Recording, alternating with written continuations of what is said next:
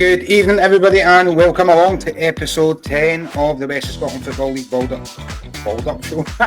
Build-Up Show. That's because we get two baldies on the show, innit? Episode 10 with our dear manager, Sean Kenney. Sean, how are we doing? We're a day late, so we're Thursday night, if you want to say, with the show going live on the radio. How are we, mate? I'm good, mate. How are you? Good. I think maybe I'm like most gaffers in the West of Scotland. I'm looking forward to the season finishing and getting a wee break because as seasons are getting tied up, it's harder and harder to get content. So you're mucking about trying to find things that are worth talking about, now. So Sean, we said just off air there, we would chat about yourself and how you became to prominence with Ardeer, because I know, if I remember rightly, you were with an amateur team called West Kilbride, is that right? No, Kilbride Thistle. Kilbride Thistle, West Kilbride are the rivals. As West Kilbride, your rivals, I've just got you managing your rivals. Kilbride Thistle, who were a very good amateur team at the point, but you mentioned there next season you're going into your fifth year with Ardeer. That's wild, because I remember coming up against you guys when I was at Ashfield when we played at Lockburn Park, and that was right at the beginning when you first came into the league. How's it been, for you, bringing what was essentially an amateur team into the West of Scotland setup? We'll go back 4 years ago. How was that for you, and how have you found the last sort of 3-4 years in this setup, mate? Well, when we brought that team over, we were actually applying for the league with Kilbride Thistle at the time. It didn't happen. Yeah. But it was during COVID, and when we built the team, we had the team for a long time, but we brought a few guys in who would take us to the next level during COVID. Yeah. COVID was one of the ones where I know it was just a horrible time, but I hate wasting time, and there was a lot of wasted time in COVID, a lot of just sitting about, you couldn't do anything. So we were, I was just trying to give it as good as I possibly could. So when we eventually came back, whatever it looked like, whatever it was, that we'd maybe have a couple of wee steps ahead. And I think we did.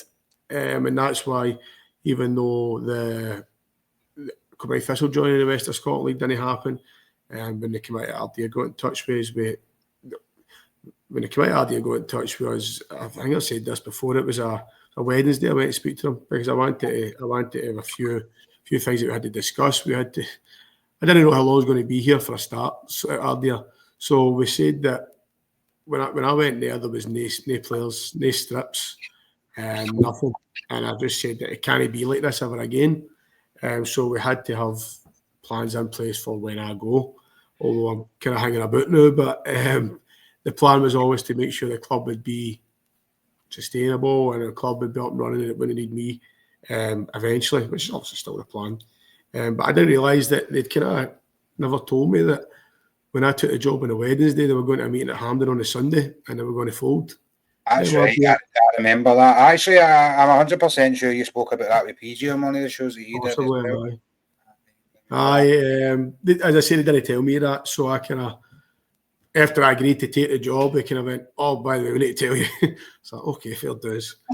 But that group of guys that we had set up, it was set up to be a West of Scotland team. Yeah. They were coming from amateurs, but I thought they were the best amateurs about.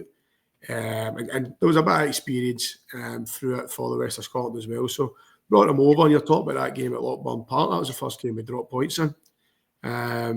I think that maybe like 8 games in or something like that. So we were going. You know what? I remember very well. You started that. That was a conference, wasn't it? No. I know it was a conference. It was a conference, and I remember you starting really well, really well, and thinking. I can't remember the reason why we played at Lockburn Park. There was maybe a speedway event on or something like that, and we've had to kind of move it to there. But it was a right good game, wasn't it? I think it finished, was it 1 each? It was 1 each, wasn't it? One each. We missed a penalty, but you were the better team. You hit the bar right at the end.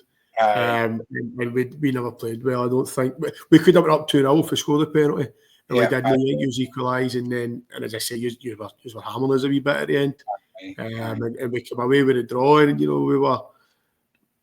probably won we're probably lucky to get a draw in the end up, although the game could have been comfier as well. But I remember going, that was a fright there. Aye, that conference had St Cadoc's in it. Am I right? St Cadoc's got Cairn, Canvas Lang, Renfrew, what's it, Ashfield ourselves. I don't know what the end of the service, but a lot of teams. Maybole, I think, were in it as well, because I remember going to Maybole that year as well. I'm sure Maybole were in it. I think they were the next year. I think they got to win the league the next year. Once it's because we were in the same league as Ashfield the next year. So Maybole, because I think we got relegated to Maybole actually. So it was Maybole the next year. Memories. All these nice places stand out, don't they? Aye, they do now, definitely. So you've mentioned there that you've taken essentially what you deemed as a very good amateur side. You've built it up with Ardeer with the potential that the team was going to fold 4 days later. That obviously never happened. And listen, you guys have got a very, very good following and a very, very good home support as well. How have you managed to? Because people, I know for myself, being at Drumchapel now, it's all about the community. Is that kind of what it's like with Ardeer? Is it people for the local area that just want to support the team? Is it guys that just like a wee beer on a Saturday, or is it a kind of wee mixture of both? And just how have you guys managed to maintain that following? Because Ardeer is a small club, in a small town. How do you manage to keep those fans sort of interested in the club and doing things for the club? It's basically everything that you've just said there, mate. Basically, they love their day out, but they're so passionate about the club, and people just see about they come on a Saturday and they have a day out, but they also these guys doing there every day of the week. No even guys on committee, just fans who are coming down, and some of I wouldn't name some of the things, but some of the offers and things that people have said today is just mind blowing, to be honest. How they would come down and help the club and what they would do for the club, and that's what the players know, and I know that we won't always be here, but it will always be their club. So right now we're just looking after it for them, trying to do the best we can. But we spoke about it when we first came, and I was working with boys for Auchinleck, and I know what it's like down there. I know what Auchinleck, Cumnock, these places are like, where you ask somebody for Auchinleck or Cumnock or down in these kind of areas, what team do you support? It's no say like a Rangers, it's Talbot or Cumnock. And that's something that I wanted to bring. Well, I wanted to bring you Ardeer because some of them have that already.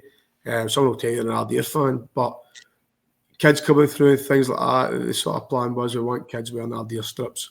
We want people to say that on a Saturday, I don't care who else is playing, I'm going to the Ardeer game. But the way you do that is by winning games of football. So we were under the illusions. Like I think I said in one of the first things that we spoke about. I think it was my first day at Ardeer actually. I'm asking people to come and watch, but the players know that it's our job to get and keep them coming.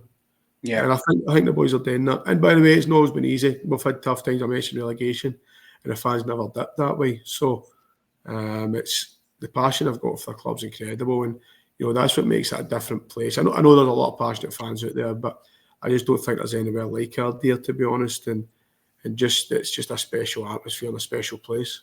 As I found it awesome when you guys came to Lockburn Park and the boys were out with the flares and stuff like that, man. And I know people have their own opinion about that sort of thing, but I love it. I'm absolutely all for it. Sean, you sit fourth in the third division at the moment with one game remaining, probably giving yourselves a bit to do and maybe relying on things elsewhere. As a third division club, I've spoken to many managers in the third division and in the fourth division. How hard is it? I think I maybe look at Ryan Wilson, because you had Ryan Wilson for a period of time, didn't you? Who then moved? Did he go from Ardeer to St Cadoc's? Was it? I can't remember. It was a few years back now. I can't remember if he's gone from Ardeer straight to Cadoc's or he's left Ardeer then went to St Cadoc's. Either or, I think the thought process of what I'm trying to say is Ryan Wilson was a very, very good player for you, and he banged in stupid amounts of goals for you.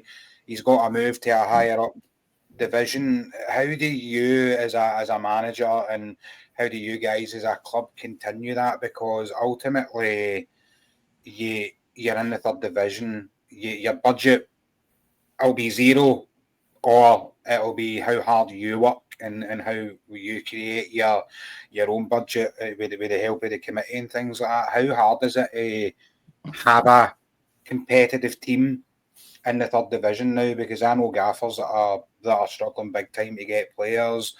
You get a wee niche, but you don't because you're in Ayrshire and there's like 200 million, West of Scotland clubs down in Ayrshire, so just how hard is it for you to continuously, you say you're going into your 5th season, you're competing at the promotion end of the table. How do you keep that consistent and be able to keep your squad competitive? Because it must be difficult. It's something that I would never have spoken about because we were in the running. I kind of think we're out the running now for promotion. So if I you're relying on other things. You're relying on other things to happen, aren't you? A couple of miracles would be nice, but I can't see it. Listen, you're being honest, and it's nice. It's nice that you're being honest, because some managers would come on and hum and haw and no want to say anything because they're quite superstitious that way, But it's because it is. And Greenock have got 2 games in hand over you, but Greenock, no disrespect to Gary Fleming, they haven't set things alight over the last sort of 5 or 6 weeks themselves. I think the harder thing for you is just the games in hand that Threave have, and the points difference between you guys and Threave. I think Greenock. I know this kind of started, but before started, we did it. Threave did it. The only ones that didn't do it was Kilsyth and Thorn, and that's how they're home and they're quite happy where they are just now. Maybe you should have done what Bailey done and announce your resignation and get a tune at the boys. I done it 4 times a year. We get relegated. It didn't work. I think. By the way, on that, I think the reaction. I've said it on every show for the last 3 or 4. See to get that sort of reaction off a bunch of boys, when you're telling the team that you're leaving. That I still question the timing of it. But obviously he's going to know his players a lot better than I am, But I'm looking in and going, mate, why are you telling your players that you're going to be leaving when you're battling for promotion, I spoke to him after it, and I said it in Johnny's show as well, and I kind of says that, he's either a genius or he's a daddy for doing it. Whatever it doesn't. It's looking like he's a genius now, isn't it? I don't. Again, when I spoke to him, I don't think he had too much of a choice. I think there was things going to come out, about it, because he's got to let people know, and it's the kind of thing for the club to let them know, and so they can put an action in place. So he's quite selfless in that way, and you don't want whispers getting out. So I think he had to just address it, but what I will say is it shows how tight and what his players think that they have put that together, because you could easily say, well, and we've seen it, teams down tools, players down tools. And they've not done that for Bailey. It's as if they want to get it done for them now. It looks like it's done and done, in it. That's done. So that's done. As I said, Sean, so you mentioned there you think you're probably out the running. So how do you go and prepare now? What's the thought process? You and your management team, how do you prepare? Because I'm imagining in your head, and now like any gaffer, you're already preparing for season 25-26. No, definitely. Just kind of what you touched on there previously, but when I said I didn't want to, I wouldn't have said it at the time. But I know roughly some of the budgets in our league. We are right down there near the bottom, right near the bottom. Every player that we've signed for a different team has took a wage cut. I say it's expenses you get at Ardeer. You'll never be skint, you'll never be a millionaire, put it that way. But we try and do different things. We try and make it. I'm big on the kind of place that Ardeer is. We're all trying to push together, try to make things better. The boys buy into exactly what it is. These boys are coming in, and that's how sometimes when people don't realise, and as I say, I've not said it before now, about the pay cuts and things like that people take to come in here. But now that we're not in the running, it's not an excuse, That's why what the boys have done, that group of boys that have come in and done that, and been very close to it, we'll maybe take it to the last game of the season with a right outside chance, but we know what it is. But I think they've been absolutely superb for where we came from last season, the season before that, and to where we are now. But that sort of leads on to what you're talking about, Paul, is next season now. And you're right, we're planning. We've got a lot of boys tied up. for next season, which gave us the base that we had last year as well. It was the first time the new committee came in. It was the first time that I was able to look at things and say, right, well, I can keep one of these tied up for next season, and we don't need to worry about is he going to stay, is he going to go. Business done quite early that way, and I think we added maybe 4 or 5 as the season went on, and that was a big help for us, and we'll be looking to do similar, the same model. We probably know that we're going to need, but we do know that we need a wee bit of experience. And we've always said that, and that's always been a thing that's came at us at Ardeer. We played Greenock a couple of weeks ago, and average age was 20. I think it showed in that game. It was a big game, but I think it showed.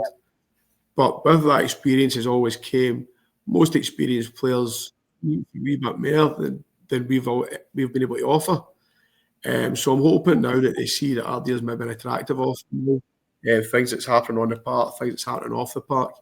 Still want to make you a millionaire, but we'll cover your costs, things like that, People that want to be part of an exciting group who are ambitious and you're unrelated, things like budgets and that hold us back. We want to make sure, and one of the things is that we make sure that maybe we can't pay big wages, but everything else about the club's got to be really professional. Aye, absolutely. The boys, we things, like the boys get their dinner made from every Tuesday, Thursday after training, so we're all eating together. You get boys in Glasgow. I don't want them to get up at 77 stop in at McDonald's. We're getting them. They get their food, they get their recovery. We've got the ice baths, VO cameras ordered, all that sort of thing. We want to make the place as professional as we can. And I think if people see that and see that, if people see all that and still say, but I want X amount and that's all I'm taking, then they're probably not the right fit for the club anyway. And I bet, see when you had Kilbride Thistle, I bet your standards at Kilbride Thistle are probably very similar to what they still are now. It annoys me, mate, because people say that, you've took a step up, your standards went up. I start telling all players, I'm trying not to swear, I've always been great to face. I've always wanted to push in, and I used to hate it, especially when a younger manager, and people say to you, but that's not how you do things. No, well, why not? Let's go and do things a wee bit different. Let's think outside the box. Let's not just do the same old as everybody else has done. But I spoke to the boys this year, we had a talk Tuesday, obviously first one back after Saturday. Speaking about next year, everything's going to step up again, and we're going to be, you see things that we can do better again, and that's what I'm going to be squeezing every bit of life out every one of my players, and it's because I believe in them, and it's the same for the club. I know what we've got to come, what we don't have. I never ask for what we don't have, but I'm going to squeeze every bit of life to make this club as good as I possibly can. Absolutely. You mentioned budget constraints. I think it's been well documented over the last 4 or 5 years that there's probably a lot more money at this level now. Does that put extra pressure on teams like yourself, maybe further down the pyramid, that you're seeing the likes of Darvel, Johnson Borough, St Cadoc's, Gartcairn, these sort of teams that have notoriously been well documented to have a bit of money, and quite clearly spending that on right good players. Does that have a detrimental effect? Does that have a detrimental effect further down the pyramid, where are you finding it harder to attract players because boys are maybe holding out for a move, because players are getting a lot more money now than they probably were, 5-6 years ago. And I know we've had it in the past, 10 years ago, we had Meadow and Kilwinning and all these teams that have all done it in the past. I just think it's slightly different now. I think it's having a right detrimental effect on the pyramid as a whole. You've got people referring to that Division 4 as a glorified amateur league now as well, things like that, and this person getting paid £100 in a glorified amateur league, all these sort of things that you hear. Do you find it difficult? You mentioned there constraints. You said that you set the place up really good. The boys are not one for nothing. They get fed. You're obviously a really good coach as well, a good gaffer, good team in behind you. You said that's really important, but do you think the financial constraints are now different? Let's use Division 3. You mentioned budgets before. You know that you're probably one of the lower ones. Has the likes of Darvel and that having money over the last few years made it difficult for teams further down the divisions? To be honest, Darville's budget, Johnson Burroughs' budget, whoever you want to speak about, I don't see how it does affect us. I think it just makes a bigger gap, you know, like that's what I mean. Right now in this situation, it's different levels. And the players that I'm trying to sign, Johnson Burrow, they put me to them, but we're in different markets. Yeah. So, you know, and I probably is a wee bit of that, Paul, but I just don't, you know, I'm quite big on focusing what you can control sort of thing. So it's one of the ones. I don't think that Johnson Burroughs' market is the same market as mine. So it's not something I worry about. And by the way, what I also say is, if I had their money, I would spend it. So it's not a criticism of him either. No, listen, I think my dog's going to spoil this. Give me 2 seconds. I'm going to have to edit now. Luna, can you please move away from the window and go lie down? That's the first time that's happened in 10 episodes. Go and lie down. She's obviously seen something out there and been like, oh, that's interesting. She must know that's what it is. So budget-wise, it's no. You've mentioned you're going to be in a different market.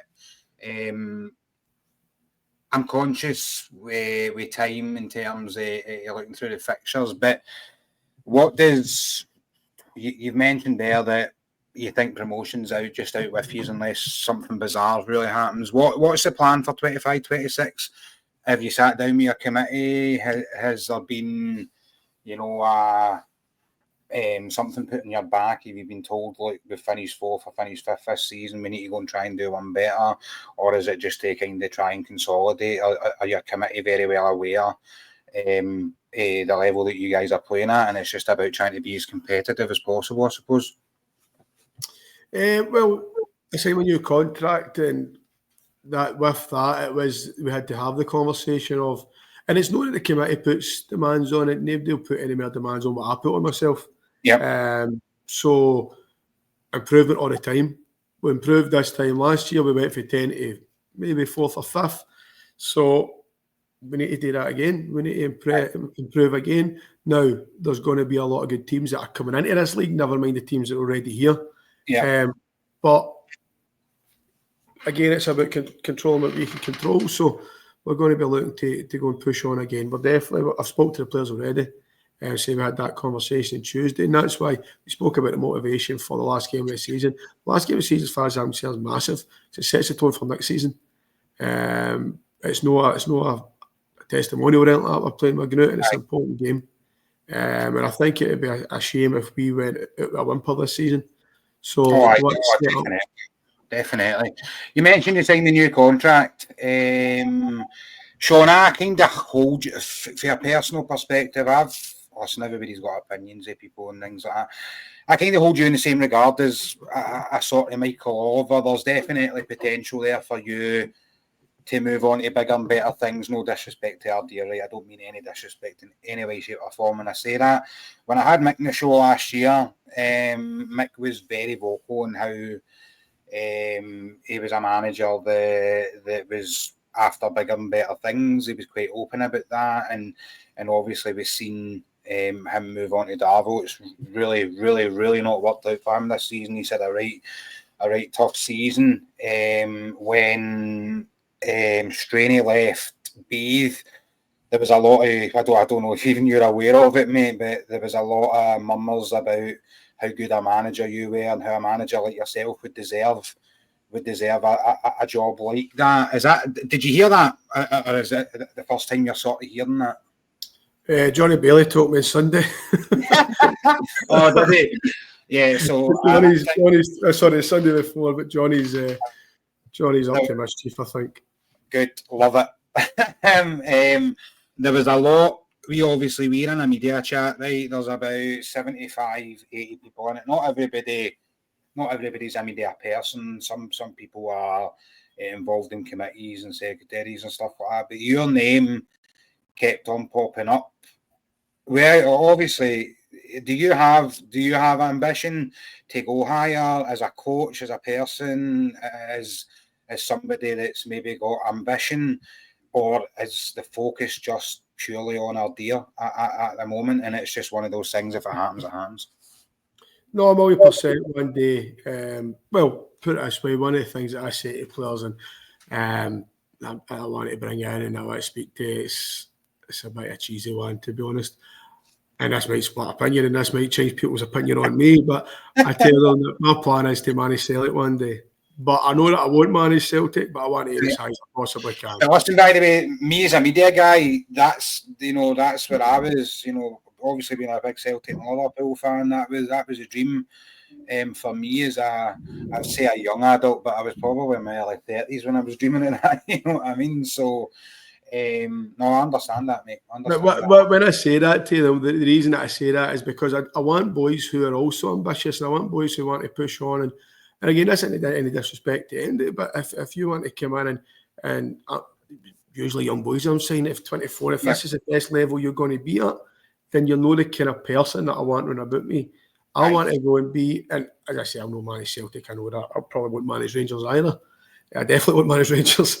But if I aim as high as possible, then I might get a good job just a wee bit below that. Eventually, I'm 35.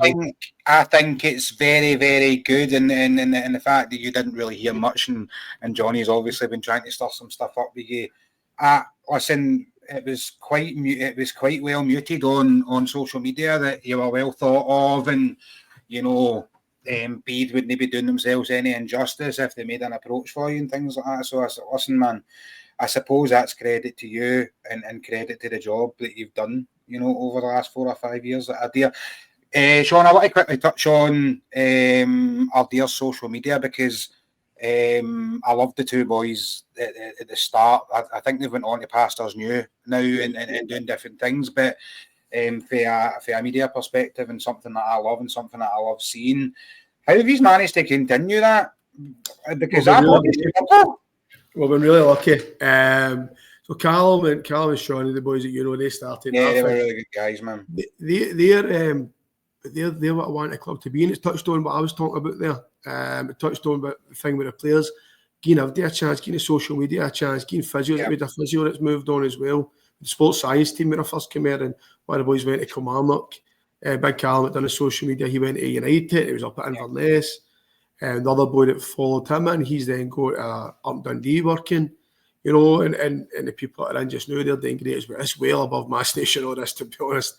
It's class, because it's just been one big, revolving door. It's obviously, people look at me and say that I'm a great media guy, and they might think other things as well, but it's really, really hard to continue that sort of revolving door. I found it really hard to bring. Obviously, I've got my own maybe side business that I do graphics and stuff like that for people, for teams and that, right? But bringing in a media team to Drumchapel has been one of the hardest things I've ever had to do, and Ardeer have kind of always made it look quite seamless. Like you said, it is maybe just luck, but you do a cracking job there.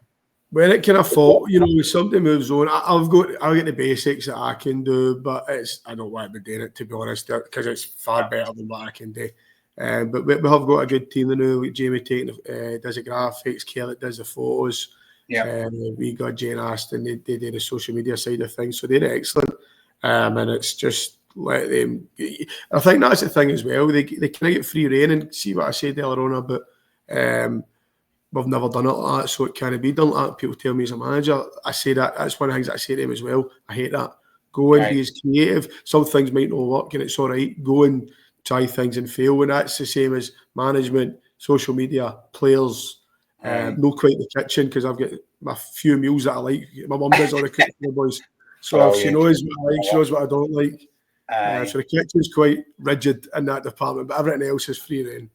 I think it's good that you kind of give the boys a wee bit of free rein. I was over at Broadwood last night having a meeting with Cumbernauld Colts. I'm potentially going to be helping them with some stuff, and I was trying to. They were asking of examples of sort of bad social media, and I nearly did. I nearly made Drumchapel viral on Tuesday night when we were at Hurlford, because we've got a player called Botti Biabi, right, and autocorrect really doesn't write his name, so autocorrect changes his name to Botti Bobby, right? So I've honestly, Sean, I've been that close to posting it, and I said to the guy at Cumbernauld, you need to let your social media guys have a bit of free rein and just don't worry about daft things like that happening, because you're not at Rangers or Celtic, you're at a semi-professional club where committees are a bit more relaxed, and if you did go viral for putting up Botty Bobby, the likelihood is it would probably create you some more followers and more sort of traction on social media. Sean, it's been really nice to get a wee insight to Ardeer. Obviously, you think that, listen, dare say never. It might. You just never ever know. It's certainly probably not in your hands now, but you go out in the last game of the season, which we'll talk about shortly, and make it sort of one to remember. The Build-Up Show is sponsored by VSN and Roxburgh Insurance Brokers. You can follow us on X at West Scotland WOSFL Build-Up, and we'll pop a wee link underneath that wee sort of ticker thing that's going on there with VSN's number and details for Roxburgh Insurance, but we'll give them a wee shout out now, right? Episode 10, building up to the weekend's fixtures. It's very difficult to get excited about the Premier Division now, because it's won, and we now know that Darvel and Gartcairn are down, and it's quite an exciting wee thing going on between Benburb and Shotts, but it's only exciting if Clydebank go up, because if Clydebank don't go up, then 4 get relegated, and it will be Shotts and Benburb. So I suppose there's a little bit of uncertainty there. Let's look at the fixtures. St Carrots go to Auchinleck. These Juniors host Hurlford. Benburb at home to Johnston. Drumchapel United take on Cumnock. Glenafton Pollock. Largs Thistle Darvel. Shotts Gartcairn and Troon Clydebank. Sean, the 2 games we take a look at there have to be Benburb versus Johnson Borough, and Shotts taking on Gartcairn. Now there's a few ways we can look at this. Benburb at home to Johnson Borough. Benburb beat Johnson Borough 3-2 a couple of weeks ago, and Johnson Borough might have that on their mind. They've also got a Scottish Junior Cup semi-final to play the week after that, so are they going to rest some of their players? Benburb Johnson Borough, 2 o'clock New Tinkle Park on Saturday. How do you see that going? Give me your thoughts on it. I think it might be a slightly different Johnson Borough team that we would normally see, not massively. And I think the thing with it as well is it's still going to be quality guys that are coming in. The squad that they've got is not going to be picking guys off the street or anything like that. Absolutely. I think Johnson Borough maybe. I think it could be a reverse. I think it could be a 3-2 game again, but to Johnson Borough this time. Yeah, that would again. I wouldn't have a detrimental effect to the top of the table, because we already know that the league's been won by Clydebank. Shottsburn Accord, Gartcairn, Hannah Park, 2 o'clock kickoff on Saturday. That's a really weird one for me, because Hannah Park, notoriously hard place to go and play football. Auchinleck went and got a 3-2 win last night, albeit I think it was a very, very close affair. Shotts just need to kind of continue their good form, but Gartcairn have got players that can hurt you. 100%. Obviously, we know Gartcairn's position, and obviously everything that's went on here, it's a false position that they've got. They've got quality players. I fancy Shotts to get the win, to be honest. I think I like the Shotts management team. I know what it's like up there, the pitch and things like that. We've been up there, and I just think, if there's a guy that's going to take me into a big game, and I want it to be the management team at Shotts, and I think they will get the win. Sean, let's get your thoughts on Clydebank. It's been I've been trying to get Moff on the show since he won the league. It's proven a bit difficult with his work and stuff like that. But just it's maybe daft me saying just how good a job has Moff done. But I don't think Moff's job has been done this season. I think Moff's job's a culmination of the last sort of 3 or 4 years in a build-up, and it just, see, for me, touch wood for them, for me it just seems like this is our season. This is a time for Clydebank to stand up and be counted, isn't it? I agree with everything you've said there. It's not just this season. That team's been getting built for a couple of seasons. They've brought in a few out-and-out winners this year. you know, and the big personalities. And I think that's what's really drove them on. And they've been outstanding this. We played them in the Cup and they beat us 4-0, but they're a proper outfit. They're a proper good team. The squad that Moff's built, as you've said, it isn't going out and just launching money in the one summer and just hoping that it works. This has been planned. This has been set up. This has been gradually built on and built on. And don't forget, by the way, it's easy to see this and think about how far on they are now. There's been criticism for people that have not seen the big picture previous seasons. Yeah. And Moff's took stick, which is wild. If you think about the Scottish Cup run and things like that. Yeah. But he's shown how good a manager he is. Clydebank have shown how good a club they are. And they've also shown a lot of faith. They've shown a lot of faith in Gordon as well, you know, because that's what I mean. With some teams, you know, we've seen managers have been sacked left, right, and centre for being.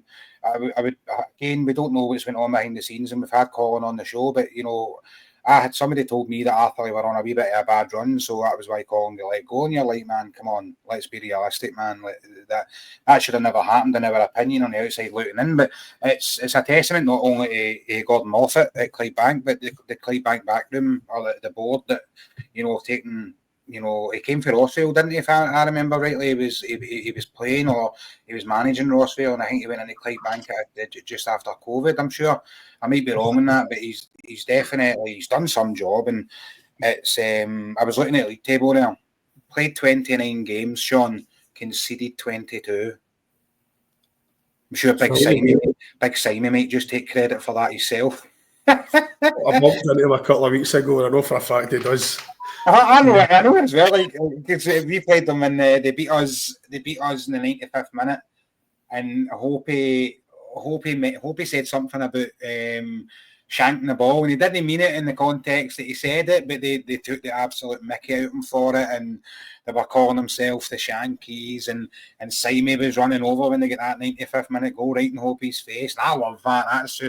That's the stuff you live for, you know. But like, just having, you know, big Leishman in goals, you know, big Simon at the back. I'm not even too sure how much big Matt Niven's played this season, because every time I've seen a team, I don't know if he's injured or what, but big Matty Niven's just he's a big bullshit defender as well, and you know, they've got Jimmy Grant, the boy Ocean McHugh has been unbelievable this season, Nicky Little, and by the way, Dino Cairns, what a football player that boy is. Like, I think he got the Players' Player of the Year, and listening to his peers talking about him. I watched their video that they created, and listening to his peers talking about him. I remember Dino when he was at Rob Roy, and he was a young lad, and he looked quite raw, and he's went into Darvo, hasn't he? And he's done really well there, and then he's got that move. And when I seen Dean going to Clydebank, I'm like, it's just blowing it out of the water. He's obviously well respected and well thought of at Clydebank. I think I'm going to have to check the dates. They've got the playoff, obviously. It's no clean cut, is it, Sean? Because Musselburgh, they're a good side, and it'll be a different type of side to a West side that they'll be playing. They're going to really have to go and set them stall, and having not played a lot of football before it as well, they've had quite a wee break in between those games, haven't they? You know, we kind of saw that the last time in Darvel, and as much as Tonight a good team, but I don't know if it was just a case of, I don't know what you thought about that, Paul. We just kind of thought, well, of course Darvel are going to win, and it was a big shock that they didn't, but it shouldn't have been. It was maybe a bit of West Coast arrogance, to be honest. I think it was West Coast, 100% West Coast arrogance, mate. I played myself in that, by the way, because that still happens. That you know, West is best. It's muted all the time, you know. But I think Moff's got to set his stall really rigid. He's going to have the boys well fired up for that.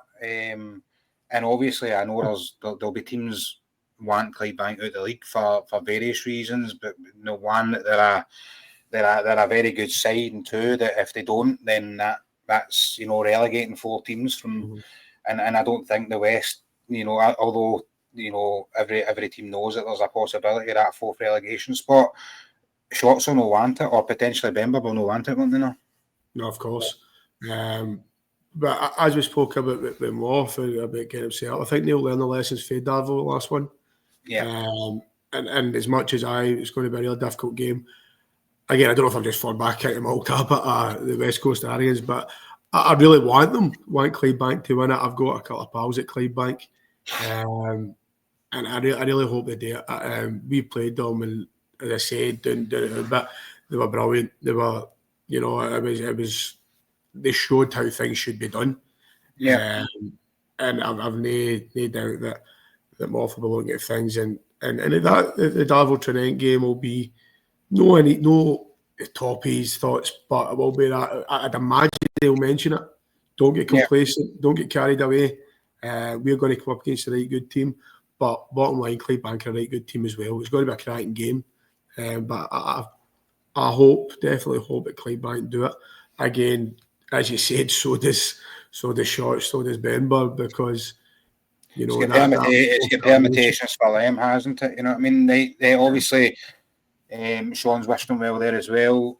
Everybody, the Build-Up Show and Pyramid Promotions, we wish Clydebank all the best. And in that playoff, it's a double-legged affair. I don't have the details in front of me, right? But it's the first leg is away for Clydebank on the 17th, and the second leg's on the 24th. If I've got those dates wrong, I'm sure somebody will correct me. Sean, let's dive into Division 1, where things are still ticking away in there a wee bit.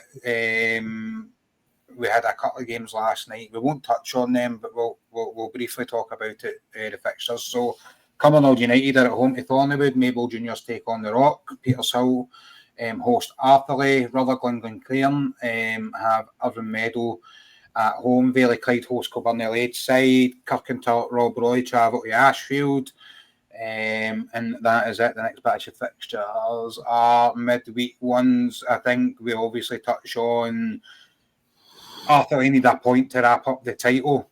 They're away to Petershill on Saturday. Sean, do you think Arthurlie have enough in the tank to do it on Saturday? They obviously never done it last night away to Thornywood. They get beat 5-3, and I think they were a little bit gutted. I think when you're getting to that sort of squeaky bum time, I remember it very well at Drumchapel last year, where we actually went to Thornywood and won the league on the day. It's just about getting over the line for Arthurlie now, isn't it? It's just about getting that point, and then they can relax. 100%. And as much as obviously it'll be disappointing last night, just say they need that point. They'll get 3 games, and it's no disrespect to MD who they're playing against. So you would kind of try to use that to relax yourself. Listen, we will get a point, at least in the 3 games, So you've got that to relax you a wee bit, but let's go and push on and get this done on Saturday. Petershill's obviously going to be a difficult game. They're sitting in a no bad position. Maybe a wee bit disappointed not to have pushed a wee bit higher, but it definitely won't be an easy game. I think Petershill have been one of those teams because they because they have that surface at Petershill.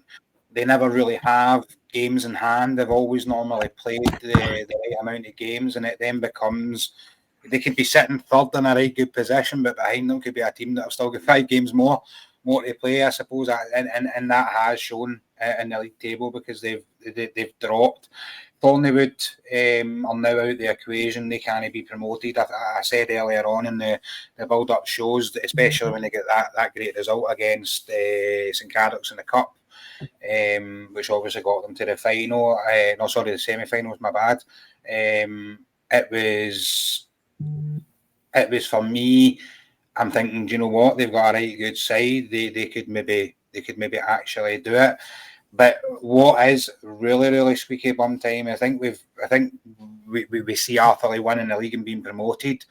Jimmy Quigley at Renfrew, Kevin Kelly at Kilwinning Rangers, both only got 1 game each left, and only a point separates them. At one point, I was saying that I think Renfrew might just slip out it.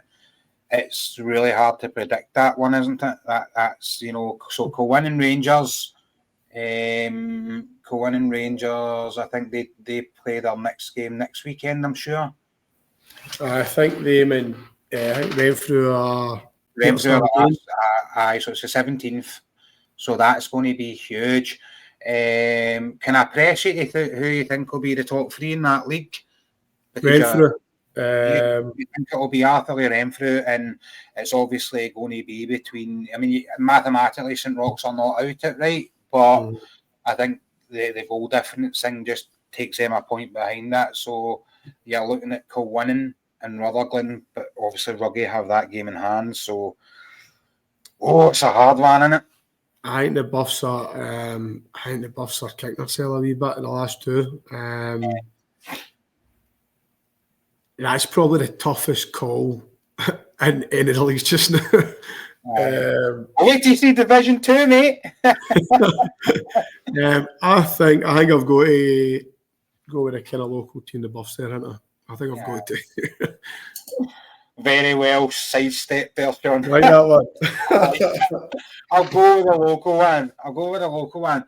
Listen, we had Kevin Kelly on very early on in the shows as well. I think it was episode 4, and they were sitting top of the table at that point. And he wasn't really wanting to say too much, but what he did say is the remit for Kilwinning Rangers was to just stay in the league. So for me, Kevin Kelly and his backroom staff, the players, if you're going by what the committee wanted and what the remit was, they've overachieved this season, and they're going into the very, very last day of the season with very much in their own hands. They just need to go and get their win and hope that there's a slip up with Rutherglen or Renfrew, even at that, somewhere. So that one very much hangs in the balance. The relegation side of it, again, I spoke to Jamie a few weeks back, and I couldn't see at that point. I think Jamie was, listen, he's done a fantastic job since he's went in, no doubt about that, right? I think they were looking like relegation candidates, and although they still are, they're playing better football and they're getting some results. I think just that bottom end of the table has never really changed, and teams have got results, but it's looking so. Maybole and Irvine Meadow, 28 games played, but there's 4 points separating Maybole and Irvine. Kirky Rob Roy could still be considered relegation candidates, and I think because of the Winton having only that one game, mathematically they can still be relegated as well. I think it's going to be a very, very close call. I had Maybole. Maybole not missed out. That's making it sound like it's something good.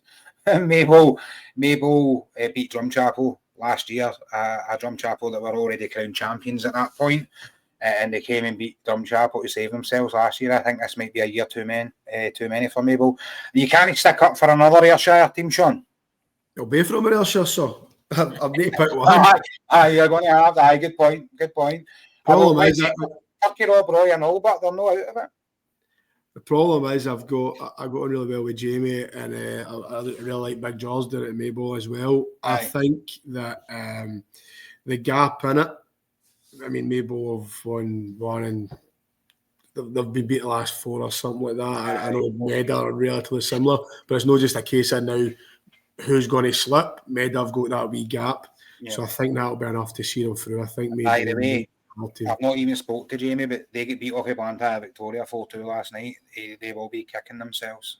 Aye, and I've not seen anything in there. I've seen the result, but I can only imagine what Jamie's thinking just now. It's not going to be happy thoughts. Oh, it's definitely not. I know where his mind will be, because he knows that would have guaranteed them safety. Mm-hmm. Essentially, there would be 7 points between Irvine Meadow and Maybole with 2 games to play, so they wouldn't have been able to catch them. So it's just another Saturday that Jamie now needs to go and win. And I suppose it's good because he knows what he needs to do. Yeah, do you know what I mean? He knows he needs to win. That's what Jamie will be talking about as well. It's like, listen, whose position would you rather be in? Irvine Meadows or Maybole's? You're taking Irvine Meadows every time. If you want to be good football players, go and win games of football. That's the bottom line. 100%. Right, let's. I normally say that the first division is a bit bipolar. The second division just went absolute mental over the last week. Whiteleys Victoria played 29, Lanark played 29, both on 63 points. Muirkirk with a game in hand on 63 points. Neilston on 61, and that's your four. That's your four that are going to go up or win the league now. I know the Maybole guys went to Whiteleys Victoria, and Whiteleys Victoria came down last year and were always going to be challengers. I think Whitlett's some of the toughest games that I've been in, or I've seen with teams that I've been involved with. It's always been a hard place to go, whether that was the old park or New Voluntary Park as it is now. I'm finding that this one hard to call. Like, I'm going to click on Nielsen and see because I'm sure Nielsen have. Yeah, so Nielsen have got St Anthony's away and Yoker away, both who were considered as relegation. The running is unbelievable because is there a better finish to a league than the two teams at the top having to play each other the last game of the season? Whitlett's play Lanark the last game of the season. Something's got to give in it. It's really exciting, and it's unbelievable. It's as a player, you want to be involved in that stuff, but I tell you, it's very, very nervy. I think I'm going to tip Lanark to win the league. Go for it. Darryl will be delighted to hear that because they've been on a right good running form. But do you know what? Seeing the build up to this, right? Lanark probably are the form team because I know Muircup recently, and maybe a couple of weeks ago, got beat off of Maryhill, and I think Ross was quite gutted about that. But then they've went up to Briggley to play Nielsen and then beat Nielsen in their home patch. I've spoke to somebody that thinks Nielsen will still win the league. He thinks they'll get maximum points for the 2 games, and it'll be, if they do, that's 67 points.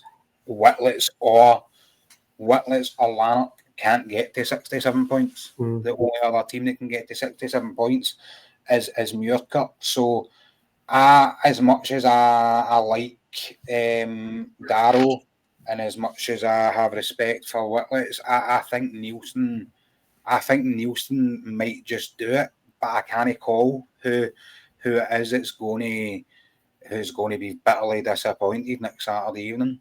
The reason I'm going Lanark, and I know the maths goes against it a wee bit, and they've got 1 game to go. Last night's result was emphatic. Against Mahego. Aye. And I really like how Lanark playing. I really like the job that Darryl's done there. I think St Anthony's could be a slippy one for Nielsen.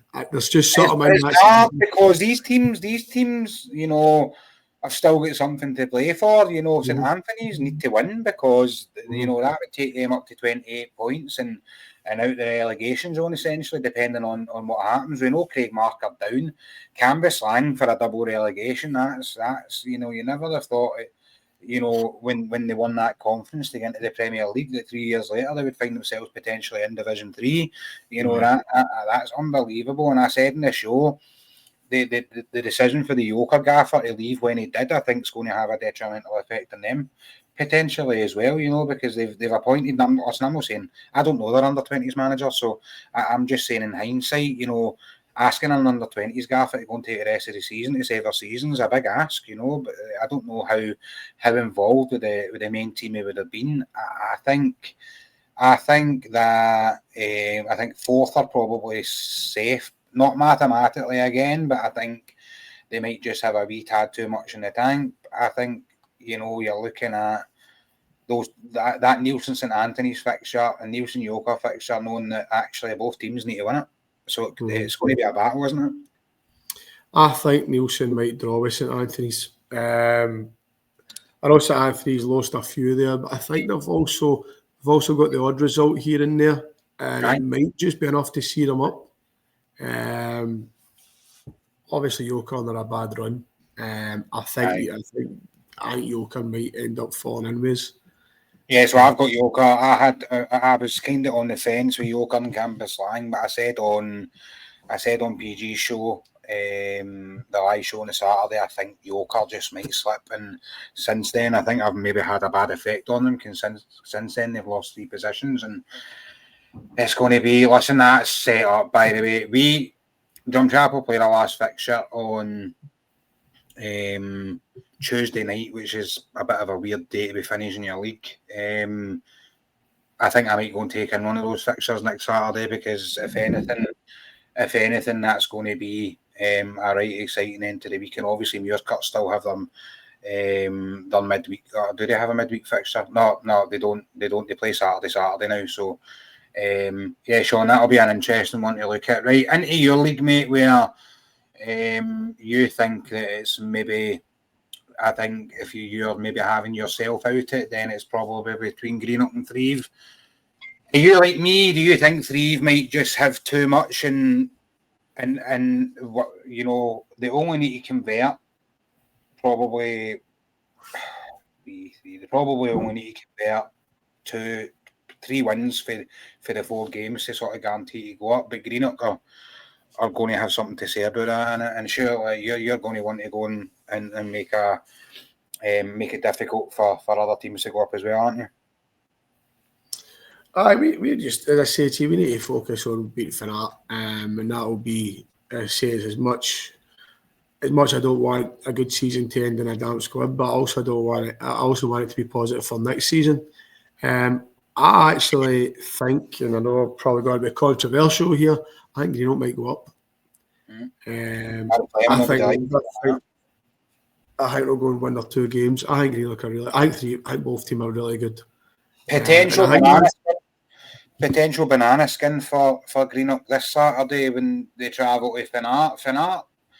Just announced a new manager, new lease of life, players kind of relaxed. They've had a couple of good wins of recent. They will make it hard for Greenock. They're not going to sit back and relax, definitely not. No, of course, and Fanat, they had a good result against Glasgow United, and I think they get beat off them as well. Right. But I think Greenock have got good experience in their team as well when it comes to it. I think they'll get the 2 games won. It's a massive ask of Thrieve this 4 game, you know, and it has been for a wee while. I just don't. They essentially need to convert. So the 2 games in hand they've got over Greenock. Is it 2? Aye. The 2 games in hand they've got over Greenock. There's no guarantee in converting them into 6 points, right? But if they do, then they leapfrog. So the 2 games after that now become important, and that's the games that Greenock are now starting to play. They'll play their 29th and 30th game, where Thrieve are playing their 27th and 28th. You know, so Thrieve can still convert those 2 and have another 2 to play. You know, so that's where I think it's. I'm not going to be controversial. I think Thrieve will do it, but I work just for Gaz, because you know I've worked with Gaz and got a lot of time for him, and he's a good coach. I think for Gaz, is it his first year in charge of Greenock, or was he in charge of them last year as well? No, I think he was last year as well, was he not? So even at that, right, I still think that would be a great achievement for Gaz, you know, to get his team promoted, you know, at the second time of asking. Bought me that league wish all down and out. Other than Victoria, probably the game in hand over Valley Leafing is going to play into consider. But I think that as it stands now is probably going to be how it finishes, just because of Glasgow United's sort of games in hand. I don't see Valley Leaving can he catch Glasgow United. No, they're away. Yeah, other than Victoria can, but those 2 games in hand, you know, I think that's probably how it's going to finish. And to finish off the show, 4th division, barring an absolute nightmare by Knightswood, it looks like they've got that sewn up. I think it would take Knightswood to lose their last game by a ridiculous amount, and Port Glasgow to win the last 2 games by a ridiculous amount. I think the goal difference is 12 there, maybe. 12. It's probably Knights would have probably got the title wrapped up now, haven't they? Is it not the Port's goal difference is better? Aye, that's what I mean. So, unlike, sorry, my bad. That's me talking rubbish. Sorry. Aye, so listen, Knights would need to go and win. Sorry, they need to draw. Don't they? They need to draw. Aye, point does them. The point does them. But Port know that if there's any slip-ups by Knightswood, that goal difference is an extra point for them. Aye. You know what I mean? And all they need to do is win the last 2 games. I think the form of Knightswood and Port Glasgow have been signs of pressure over the last 3 or 4 weeks. They've no perfect. I mean, Knightswood drawn with Saltcoats, that for me was a big shock. But they went and did the job in the other games. I think the other one for me, there was I can't bring it up. Campbelltown Pupils, Newmains, East Kilbride Thistle, Giffnock, Keller Rovers, St Peters, Rossvale, Port Glasgow, Saltcoats, Easterhouse, Eglinton, Carluke Rovers. So none of the two teams are involved in action. It goes to the wire next week, where I'm assuming that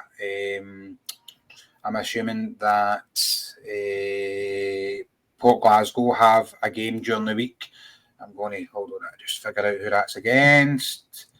Port Glasgow. Port Glasgow play Rossvale Saturday, and then St Peters next Saturday. So 2 games that they have to go and win, in the hope that Knightswood drop all their points, and then it is firmly in Port Glasgow's hand, then, isn't it? Because of the goal difference, that's going to be a sort of squeaky bum time, especially when Knightswood not playing this weekend. And obviously Knightswood will be watching on, hoping that Port Glasgow fluff up against Rossvale.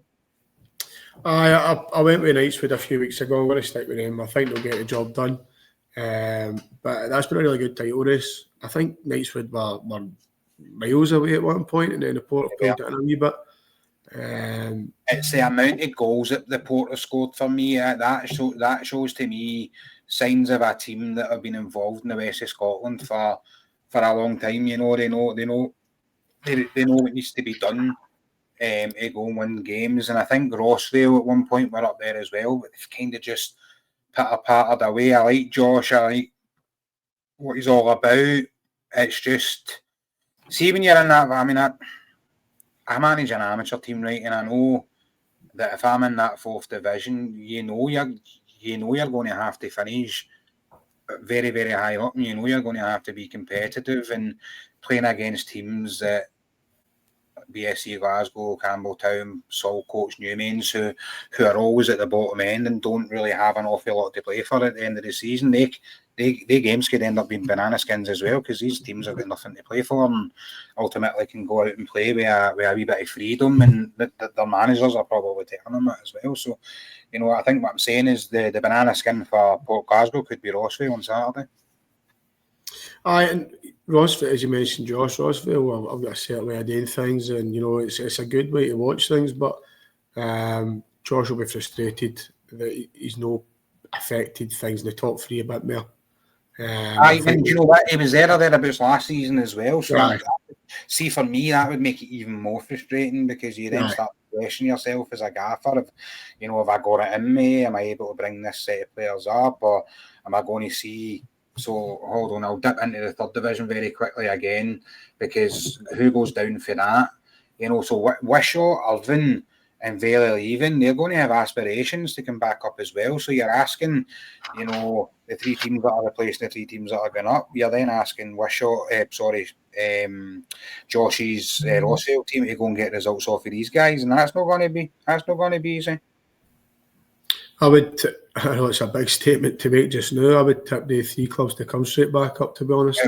I tipped Whitlets to go straight back up.